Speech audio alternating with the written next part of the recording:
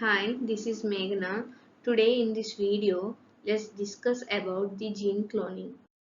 Gene cloning, also known as molecular cloning, refers to the process of isolating a DNA sequence of interest for the purpose of making multiple copies of it. Classic gene cloning involves the following steps: restriction, enzyme digestion and ligation, isolation of DNA, ligation, transfixion and selection, gel electroporation. What is cloning? A clone is a genetically exact copy. It can be a clone of a gene, a cell, or an organism. The term cloning describes several different processes that can be used to produce genetically identical copies of an biological entity. The copied material, which has the same genetic makeup as the original, is referred to as a clone. Researchers have cloned a wide range of biological materials, including genes, cells, tissues, and even entire organisms, such as a sheep. How are genes cloned? Researchers routinely use cloning techniques to make copies of genes that they wish to study. The procedure consists of inserting a gene from one organism, often referred to as foreign DNA, into the genetic material of a carrier called a vector. Examples of vectors include bacteria and yeast cells, or viruses and plasmids, which are small DNA circles carried by bacteria. After the gene is inserted, the vector is placed in the laboratory conditions that promote it to multiple, resulting in the gene being copied many times over. Recombinant DNA. Recombinant DNA is engineered through the combination of two or more DNA strands, combining DNA sequences which would not normally occur together. In other words, selection of DNA is inserted into an existing organism genome, such as bacterial plasmid DNA or some other vector. The recombinant DNA can be inserted into the another cell, such as bacterial cell, for amplification and possibly production of resulting protein. The process is called transformation, the genetic alternation of a cell resulting for the uptake, incorporation and expression of a foreign genetic material. Recombinant DNA technology was made possible by the discovery of restriction endonucleases. Restriction enzyme, digestion and ligation.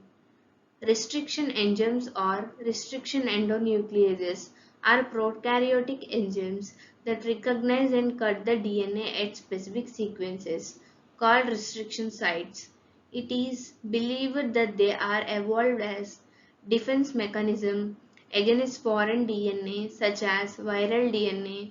Over 3,000 restriction enzymes have been identified. Some of the more common restriction enzymes are shown in the table below, where up and down arrows show the sites of the cleavage, and restriction enzymes are based on the prokaryotic organism and they are isolated. For example, those isolated form Escherichia coli, would being an echo.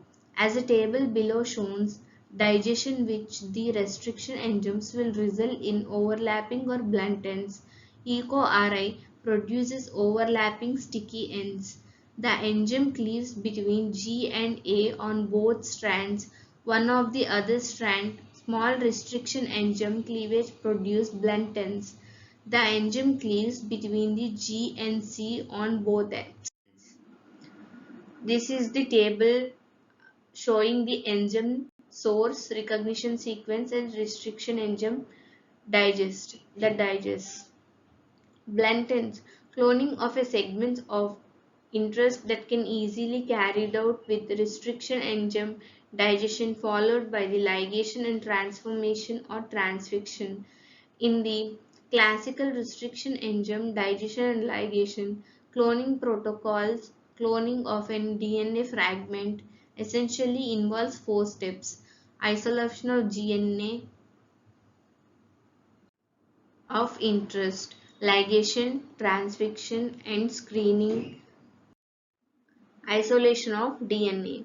Initially, the DNA fragment to be cloned must be isolated.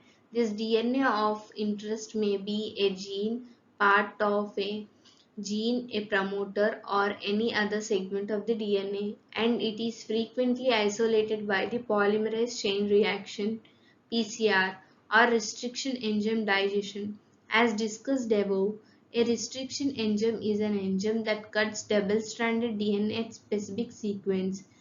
The enzyme makes two incisions, one through each strand of the double helix, without damaging the nitrogenous bases. This produces either overlapping ends or blunt ends. In 1978, Nobel Prize in Medicine was awarded to Daniel Nathas and Helmuthan Smith for the discovery of restriction endonucleases. The first practical use of their work was the manipulation of E. coli bacteria to produce human insulin for diabetes.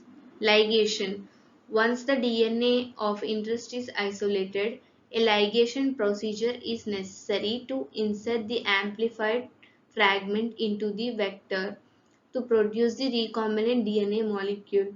Restriction fragments can be spliced together provided their sticky ends are complementary. Blunt end ligation is also possible.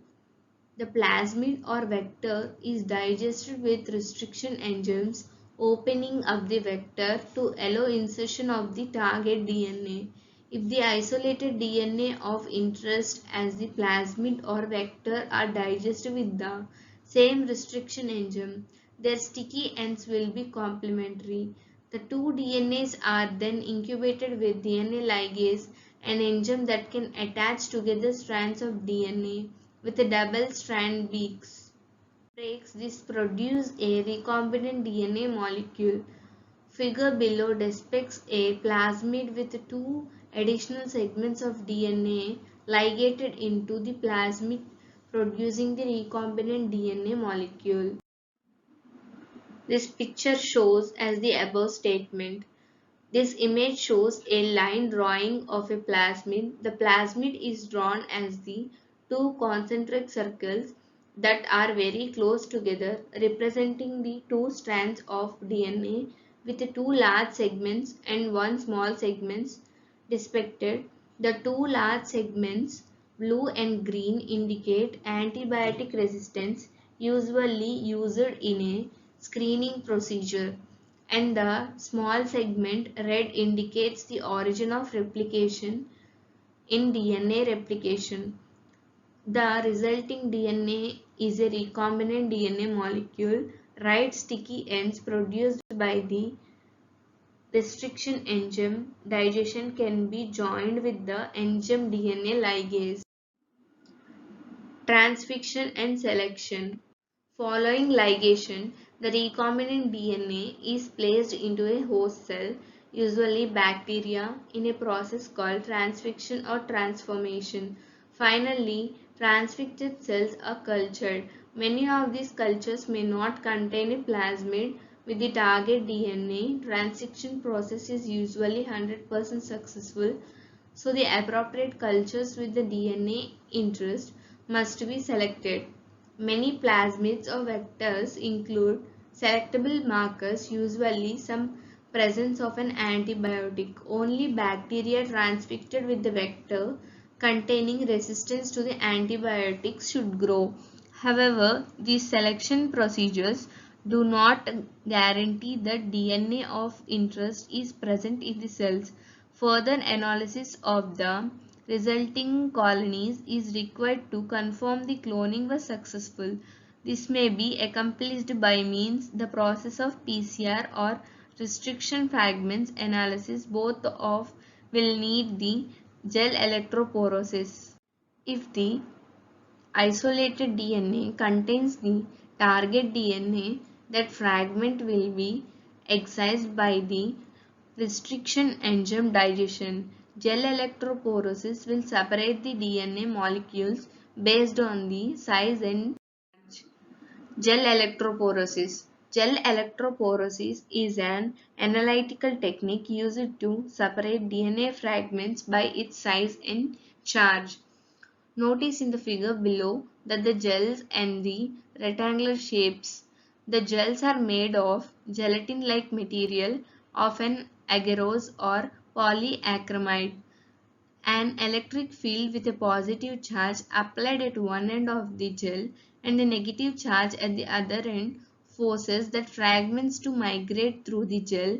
DNA molecules migrate from negative to positive charges due to net negative charge of phosphate groups in the DNA backbone. Longer molecules migrate more slowly through the gel matrix.